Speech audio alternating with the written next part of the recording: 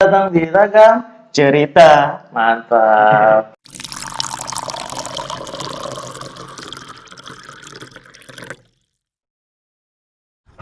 Kali ini gua ditemani Haldi. Oke teman-teman. Jadi Haldi ini sahabat gua di salah satu komunitas stand up di daerah Ciledug. Ya. Gue juga sering, nggak sering sih, pernah satu panggung sama Aldi. Dia nih orangnya lucu banget. Waduh, lucuan dulu bang. Di apa dulu? Gengbeng. Iya. Gengbeng. Lu kan yang paling pecah.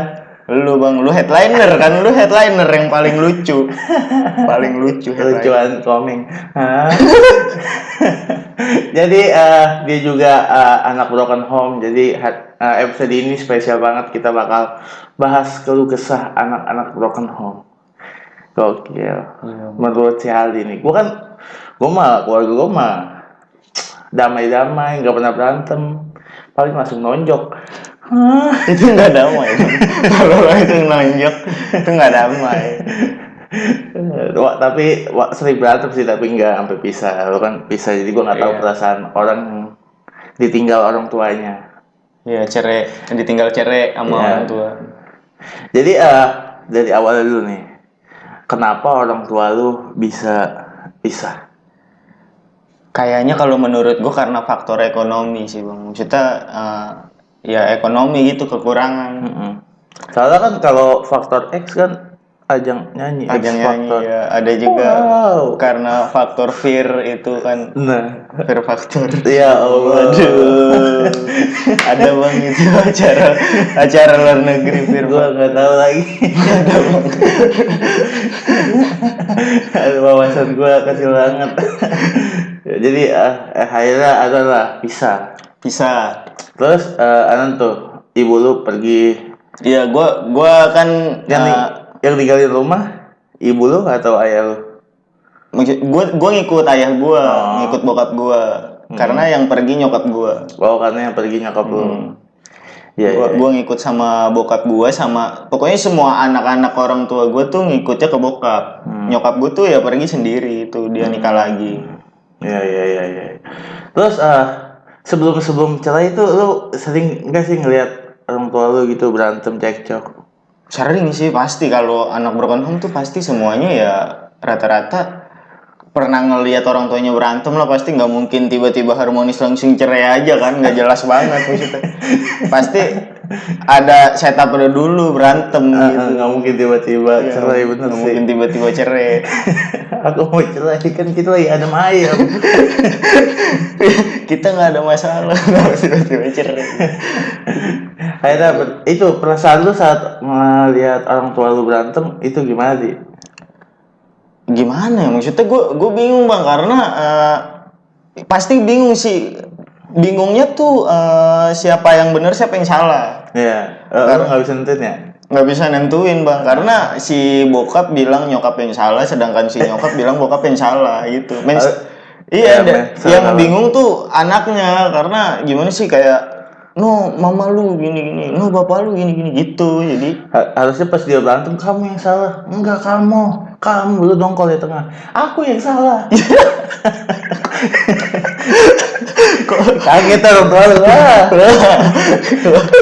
Jadi gue salah. Aja damai. Ya jadi damai gara-gara bingung bang, bener bang, karena nentuin siapa yang salah gitu, karena pasti kagak ada yang mau ngakuin dia yang salah bang, pasti maunya bener aja gitu. Ya benar. Setiap berantem tuh pasti ya bingung gue bang, yang salah siapa kayak gitu. Kayaknya kan ibu lu pergi lah, ninggalin rumah. Pergi. Terus kata lu kan dia nikah lagi sama supir angkot.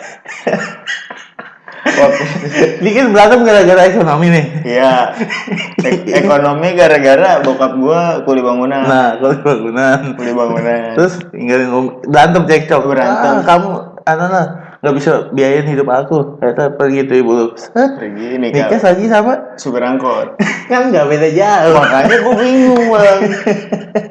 Kan maksudnya supir angkot ekonominya nggak beda jauh sama kuli bangunan. Iya. Gitu. Ya statusnya sama aja, derajatnya nggak pindah gitu. Iya nggak apa-apa sih kalau mau nikah lagi, tapi kalau bisa tuh kita yang sama yang lebih Lebih kaya, kaya, lebih mapan, iya. bener. Manajer gitu bang, HRD apa gitu. Babe-babe berangkat. Itu apaan sih? Itu di grup stand up ya? Iya. Ada tuh orang gila tuh. Nikah sama babe-babe berangkat. Orang gila. Lucu banget. Akhirnya aku sebelum akhirnya ibu lu pisah tuh. Ayah lu sebelum dia nikah lagi nih, ayah lu akan nggak ngebujuk atau udah yuk baikin lagi keluarga, atau lu sebagai anak pengen nyatuin lagi? Kalau bokap gue kayaknya kagak bang, karena jatuhnya kesel waktu itu. Ya emosi sih maksudnya. Malah kagak ada kepikiran rujuk kayaknya ya. Kalau dari kata gue ngeliat bokap gue tuh kesel terus. Apa karena celahnya bukan pas musim buah, jadi susah rujuk? Rujak. Waduh. Waduh. Iya, itu nggak rujuk lah. Nggak rujuk pokoknya. Tapi dari sudut pandang anak mungkin pengen balik lagi gitu bang. Kayak ya awalnya sih gue kagak nerima juga bang, kayak aduh ngapa sih pakai berantem segala ya, pakai cerai-ceraian kita, ngapa sampai begitu gitu, sampai separah ini maksud gue. Akhirnya cerai lagi, lu ikut bokap lu. Ikut bokap. Gimana tuh sebagai anak yang ditinggal? Itu lu umur berapa ditinggal ibu lu, Di? Gue waktu itu kelas 4 SD lah kalau nggak salah. Itu sekitar umur berapa ya? Gue masuk SD 2008. Iya. Kelas 4 berarti ya pokoknya sekitar kelas 4 SD deh tuh. Kelas 4 SD lah. Kelas 4 atau kelas 5 SD-an lah gitu. Gimana perasaan lu ditinggal ibu lu, Di? Kan ya. Menurut gua laki-laki tuh deketnya ke ibu. Iya. Sedangkan ibu lu nih pergi. Nah, ya gimana ya maksudnya, justru dari itu bang, gue jadi dapat banyak kayak pembelajaran di hidup gue, maksudnya kayak yang tadinya biasanya gue tuh dimanja banget dulu pas sebelum broken home sama pokoknya orang tua gue, dua-duanya manja batu. Sampai pas tiba-tiba broken home berubah drastis bang hidup gue, kayak ya kan bokap gue tuh pas broken home tuh kagak happy dong, kayak moodnya acak-acakan, sedangkan nyokap gue tuh nggak jelas nikah lagi, maksudnya gue kagak tahu ada di mana, dia pindah di mana. Jadi gue dari SD itu kelas 4 kelas 5-an tuh udah mulai kayak belajar gimana caranya ngurus diri gitu, meskipun didampingin sama bokap gue juga, tapi beda rasanya sama yang biasa keluarga gue lengkap, yang biasanya gimana sih, kayak kalau pas lengkap kayak ya makan sarapan atau apa tuh kalau mau berangkat sekolah disiapin nyokap gue. Nah pas nyokap gue kagak ada kan otomatis ya beda bang. Bokap gue pun kalau mau nyiapin juga kan ya ribet, maksudnya dia kerja juga gitu. Beda banget ya. Makanya emang orang tua harusnya lebih mikirin anak lah, jangan buat ego. Tapi gua nih, gimana menurut lu setuju gak sih kalau emang orang nih keluarga udah menikah, udah punya anak, terus berantem kan, masa nggak cocok satu sama lain, terus bisa gitu aja nggak mikirin si anak, apa emang harusnya ya pisah aja gitu? Menurut lu gimana nih sebagai anak yang kalau kata gue sih kalau bisa ya jangan pisah sih ya, karena gimana ya, iya dampaknya ke anak bang. Karena gimana, gue juga kagak sendiri kan jadi anak broken home, ada beberapa teman gue yang jadi anak broken home juga, dan rata-rata cerita anak broken home tuh sama, kayak ya bingung maksudnya nentuin pertama siapa yang salah dari kedua orang tuanya gitu, dan akhirnya justru muncul rasa yang ngerasa kalau dua-duanya itu yang salah, justru jadi lari ke jalanan, jadi kagak bener, biasanya kayak gitu bang. Makanya enggak itu ya, di film-film malah enggak di. Gue jarang sih punya teman broken home, beberapa doang. Dari apa yang gue lihat emang broken home tuh larinya biasanya ke jalan, ke drug, ke minuman. Iya, ke minuman, ke negatif biasanya. Iya, ke negatif lah. Negatif. Tapi nggak semua anak broken home lari ke negatif juga bang. Tapi ada beberapa ya mungkin kalau menurut gua sih kenapa dia lari ke negatif ya karena itu tadi dia bingung kan maksudnya siapa yang salah, akhirnya kan nggak berpihak ke nyokap atau bokap yang harusnya bisa jadi ngebimbing dia di dunia yang positif. Karena dia nggak percaya dari keduanya, akhirnya dia milih jalan sendiri yang maksudnya abu-abu, nggak jelas benar atau enggak. Benar. Terus lu kan gue tahu juga nih lu gabung ke komunitas stand up terus bahas tentang keluarga lu, dan gue dengar kan kayak lu dulu tuh sempat kesel sama keluarga lu. Titik damai lu kapan Titik damai gua sehingga lu bisa nyeritain dijadiin materi dilucuin, stand up ya. Karena menurut gue gini sih bang, sebelum gue bawain itu materi stand up, ya gue harus damai dulu kan sama sama broken home itu. Emang ya titik damai gue pas gue bisa mikir kalau broken home itu hal yang keren gitu bang, hal yang spesial. Ya.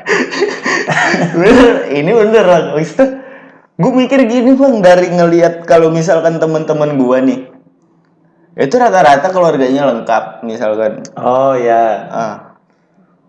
dan jarang yang broken home. Tapi kalau dibilang keluarga lengkap semua pasti pernah ngerasain termasuk gua. Nah kalau broken home sedikit yang ngerasain.